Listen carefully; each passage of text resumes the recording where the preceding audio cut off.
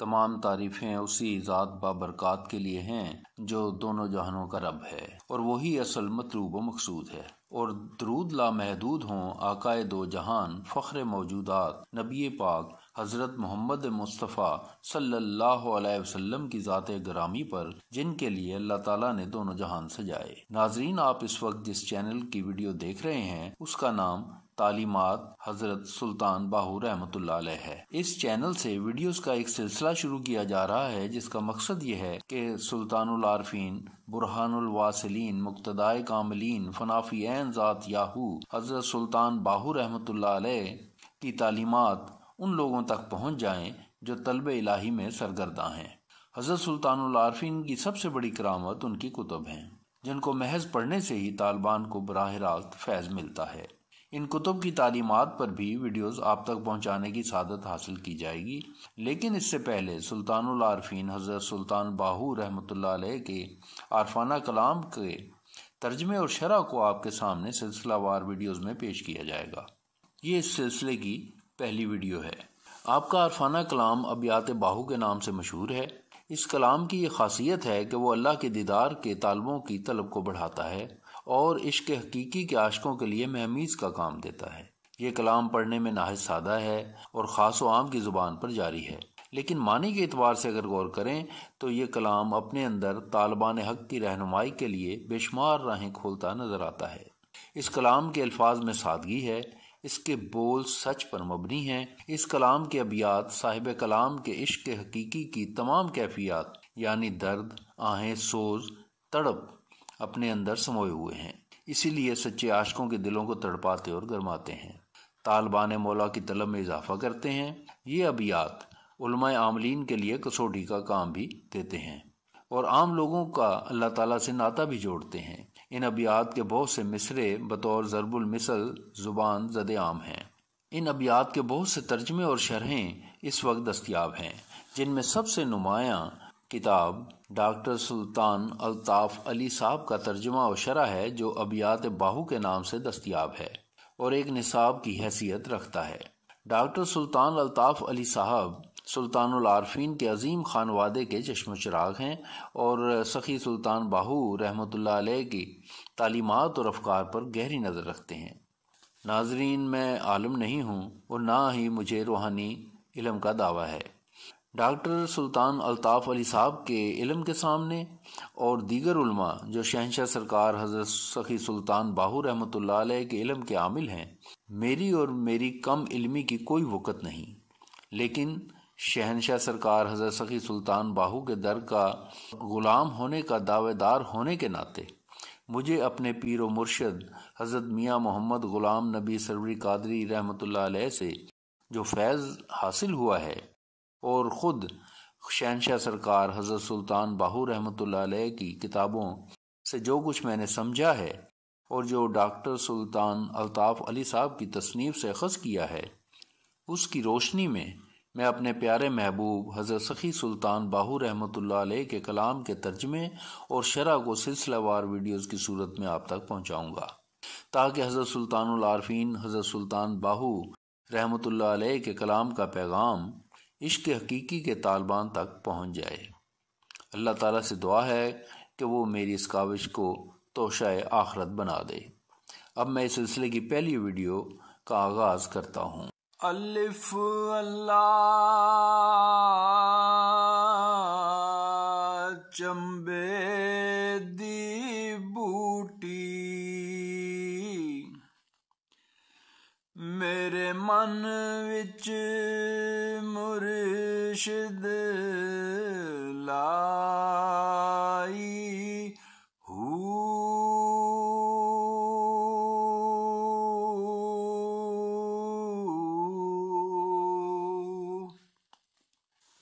نفی اسبات دا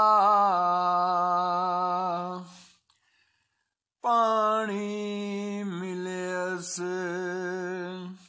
ہر رگے ہر جائی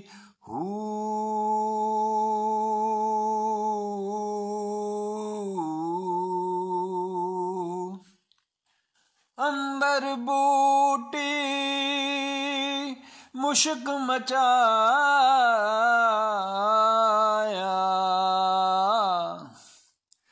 जहाँ फुलाते आई हूँ।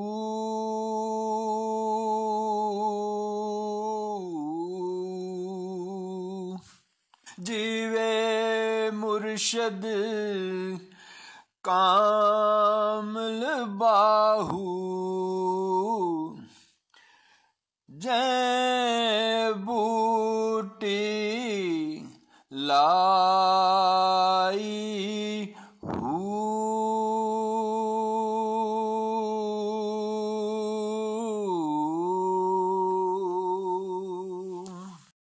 पहले मैं इन अबियात का लफ्ज़ी तर्जुमा पेश करूँगा और उसके बाद तालीमात हज़रत सखी सुल्तान बाहू रहमतुल्लाह अलैह की रोशनी में इनकी शरह बयान करूँगा। अलिफ अल्लाह चंबे दी बूटी मुर्शद मन मेरे विच लाई हूँ। इस बैत में हज़रत सखी सुल्तान बाहू इसमें अल्लाह ज़ात के तसव्वुर को चंबीली के पौधे से तशबीह देते हुए फरमाते हैं कि मेरे मुर्शद ने तसव्वुर इसम अल्लाह ज़ात का पौधा मेरे वजूद में लगा दिया है। नफ़ी असबात दा पानी मिलिया हर रगे हर जाई हूँ। और मेरा मुर्शद इस पौधे की आबियारी कलमे के ज़िक्र के पानी से करवा रहा है और ये पानी मेरे वजूद के हर रग में जा पहुँचा है जहाँ इस्म अल्लाह ज़ात के पौधे की जड़ें पहले ही कायम हो चुकी हैं। अंदर बूटी मुश्क मचाया जहाँ फुलाते आई हूँ। कलमे के ज़िक्र के पानी ने इस्म अल्लाह ज़ात के पौधे की खूब आबियारी की है और जब ये पौधा फूलों से भर गया है तो उसके फूलों की खुशबू से मेरा वजूद महक उठा है जिससे मुझ पर एक वारफ्तगी और मस्ती का आलम तारी हो गया है। जीवे मुर्शद कामल बाहू जै बूटी लाई हूँ। हज़रत सखी सुल्तान बाहू रहमतुल्लाह अलैह इस वारफ्तगी के आलम में अपने मुर्शद को दुआएं दे रहे हैं कि अल्लाह ताला मेरे मुर्शद को तमाम आलम में जावेदां फरमाए, जिसने अपनी तवज्जो से मेरे मन में तसव्वुर इस्म अल्लाह ज़ात का पौधा लगाया और फिर कलमे का जिक्र सिखाकर इस पौधे को सींचा और अब उस पर बहार आई है और उसके फूलों की खुशबू मेरे पूरे वजूद में फैल चुकी है जिसने मुझे मस्त कर दिया है। अब मैं इन अबियात की तशरीह पेश करता हूँ। सुल्तानुल आरफीन हज़रत सखी सुल्तान बाहू रहमतुल्लाह अलैह ने अपने इन अबियात में 3 बातों की तालीम दी है। एक ये कि मुर्शद का मुकाम क्या है, दूसरा राह तसव्वुफ में तसव्वुर इस्म अल्लाह ज़ात की क्या अहमियत है और तीसरे ये कि रूहानियत में कलमा तैयबा के ज़िक्र की क्या तासीर है। सुल्तानुल आरफीन हज़रत सुल्तान बाहू रहमतुल्लाह अलैह की तालीमात की इब्तदा अल्लाह ताला के ज़ाती नाम अल्लाह से होती है और इंतहा भी इस्म अल्लाह ज़ात पर होती है, जैसा कि अपनी किताबों में बेशुमार जगहों पर आपने लिखा है, इज़्ज़ा तम्मल फ़क़रहू फ़हु अल्लाह, यानी जब फ़क़र अपनी तमामियत को पहुँचता है तो वही अल्लाह है। इस बैत में आपने अपने सिलसिला सरवरी कादरी की इब्तदा का जिक्र किया है कि जब कोई तालिब सिलसिला सरवरी कादरी में बैत होता है तो इस सिलसिले के मुताबिक मुर्शद उसे इस्म अल्लाह ज़ात तसव्वुर से दिल पर लिखने की और कायम करने की तलकीन करता है, जैसा कि सुल्तानुल आरफीन हज़रत सखी सुल्तान बाहू रहमतुल्लाह अलैह ने अपनी तसनीफ़ शम्सुल आरफीन के सफ़ा 10 पर फरमाया है। मुर्शद कामिल को चाहिए कि पहले इस्म अल्लाह ज़ात को खुशखत लिख कर तालिब अल्लाह के हाथ दे और कहे, ए तालिब इस्म अल्लाह दिल पर लिख। जब तालिब लिख ले और दिल पर नक्श जम जाए और करार पकड़ जाए तो तालिब को कहे, ए तालिब इस्म अल्लाह के हरफों से आफताब की तरह नूर चमकता है। इसी तसव्वुर को आपने चंबे की बूटी से तशबीह दी है। गोया कि जब दिल पर इस्म अल्लाह ज़ात का तसव्वुर कायम हो गया तो मन में चंबे दी बूटी लग गई और जब तसव्वुर कायम हो जाता है तो दिल रोशन होने लगता है, तो समझे कि बूटी ने फलना फूलना शुरू कर दिया है। मुर्शद किसी माली की तरह इस तसव्वुर इस्म अल्लाह ज़ात की बूटी की देखभाल तवज्जो बातनी से करता है और रोशनी को मज़ीद बढ़ाने के लिए मुर्शद तालिब को नफ़ी असबात का जिक्र शुरू करवाता है ताकि तालिब के सीने और वजूद ख्वाहिशात के बुतों से पाक हो जाएं। حضرت سخی سلطان باہو رحمۃ اللہ علیہ نے شمس العارفین کے صفحہ نمبر 11 پر فرمایا ہے، مرشد کامل کو چاہیے کہ طالب کو اسم اللہ کے تصور کا حکم کرے اور اسم اللہ اور کلمہ طیبہ کے حروف فکر اور توجہ سے طالب کے دل کے گرد لکھے۔ ان کے لکھنے سے سر سے پاؤں تک نوروں کی آگ پروردگار کے دیدار کی معرفت کے قرب سے بھڑک اٹھے گی اور تمام توہمات وغیرہ جل جائیں گے، اور اس کے بعد طالب حقیقی مسلمان، صفات القلب اور تصدیق الیقین ہو جائے گا۔ اسی لیے مرشد توجہ باطنی کے ساتھ ساتھ طالب کو نفی اثبات کا ذکر تلقین کرتا ہے۔ نفی اثبات کا ذکر دراصل کلمہ طیبہ کا ذکر ہے، جس میں نفی سے مراد لا الہ ہے، اور لا الہ کا مطلب ہے نہیں کوئی معبود۔ اب سوال یہ پیدا ہوتا ہے کہ یہاں معبود سے کون سا معبود مراد ہے؟ قرآن حکیم کی سورہ الفرقان آیت نمبر 43 میں ارشاد باری تعالیٰ ہے، کبھی تم نے اس شخص کے حال پر غور کیا جس نے اپنی خواہش نفس کو اپنا معبود بنا لیا ہو؟ کیا تم ایسے شخص کو راہ راست پر لانے کا ذمہ لے سکتے ہو؟ یہ آیت مبارکہ بتاتی ہے کہ وہ معبود ہماری نفسانی خواہشات ہیں، جن کی موجودگی میں ہمیں سیدھی راہ میسر نہیں آ سکتی، اور جب طالب استقامت سے کلمہ طیبہ کے معنی کے مطابق ذکر کرتا ہے اور اپنی نفسانی خواہشات کو اللہ کے احکامات بجا لانے کے لیے ترک کرتا چلا جاتا ہے، تو وقت کے ساتھ ساتھ اس کے وجود سے غیر اللہ نکلتا چلا جاتا ہے، اور ایک وقت آتا ہے کہ وجود میں صرف حکم الہی باقی رہ جاتا ہے۔ جب طالب اس حالت کو پہنچ جاتا ہے تو یہ الا اللہ کا مقام ہے، اور الا اللہ کا مطلب ہے سوائے اللہ کے، یعنی اللہ تعالیٰ ہی موجود ہے، یعنی ما سوائے اللہ کے ترک کر دینے سے وجود میں صرف اللہ تعالیٰ کی ذات ہی رہ جاتی ہے۔ مرشد طالب کو کلمہ طیبہ کا ذکر سکھاتے وقت بتاتا ہے کہ جب لا الہ کہو تو خیال کرو کہ میری کوئی خواہش نہیں، کوئی تکبر نہیں، کوئی حسد نہیں، کوئی طمع نہیں، کوئی حرص نہیں، کوئی انتقام نہیں، کوئی غیر اللہ کی محبت نہیں، اور جب الا اللہ کی ضرب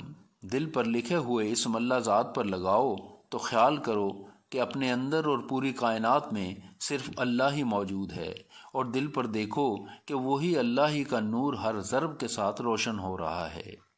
جب کلمے کا ذکر اور اس کے فکر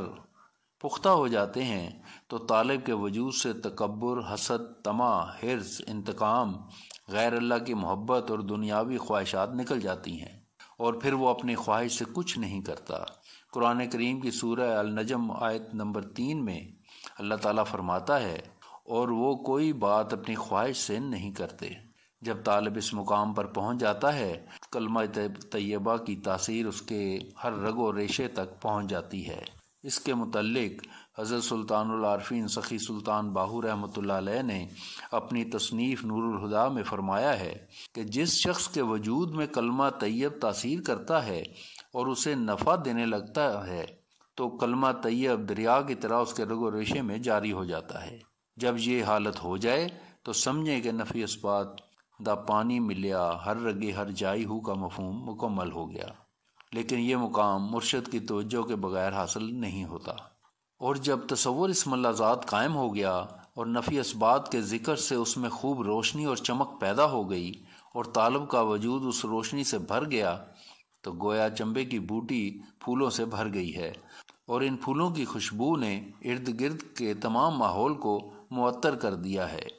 جب طالب کی یہ حالت ہو جائے کہ اسے ما سوا اللہ سے نجات مل جائے اور ہر وقت اللہ تعالیٰ کا ذکر اور فکر اس پر وارد ہو جائے تو وہ طالب اپنے پیر و مرشد کے لیے دعا کو کیوں نہ ہو کہ اسی کی رہنمائی اور توجہ کی بدولت ہی اسے اللہ تعالیٰ کے وصل کی راہ نصیب ہوئی۔ اس سے یہ بات ثابت ہوتی ہے کہ مرشد کے بغیر سلوک کی راہیں طے نہیں ہوتیں، اور یہ کہ طالب کو ہمیشہ اپنے مرشد کا احسان مند رہنا چاہیے، کیونکہ مرشد کامل کسی لالچ کے بغیر طالب کو اللہ تعالیٰ کے وصل کی راہ طے کرواتا ہے۔ اللہ تعالیٰ میرے پیر و مرشد حضرت میاں محمد غلام نبی سروری قادری رحمۃ اللہ علیہ کے درجات بے شمار بلند فرمائے، جو حضرت سلطان العارفین کی کتب کے عالم با عمل تھے، اور حضرت سخی سلطان باہو رحمۃ اللہ علیہ کی تعلیمات کے مطابق محض فی سبیل اللہ طالبوں کو ذکر فکر سکھاتے تھے اور توجہ باطنی سے ان کی آبیاری کرتے تھے۔ آخر میں اللہ تعالیٰ کے حضور دعا گو ہوں کہ وہ اپنے پیارے حبیب سید الکونین سرکار دو جہان حضرت محمد مصطفیٰ صلی اللہ علیہ وآلہ وسلم کے طفیل بندہ گناہگار کی اس ناچیز کاوش کو اپنی بارگاہ عالیہ میں قبول فرمائے، آمین، واللہ عالم بالصواب۔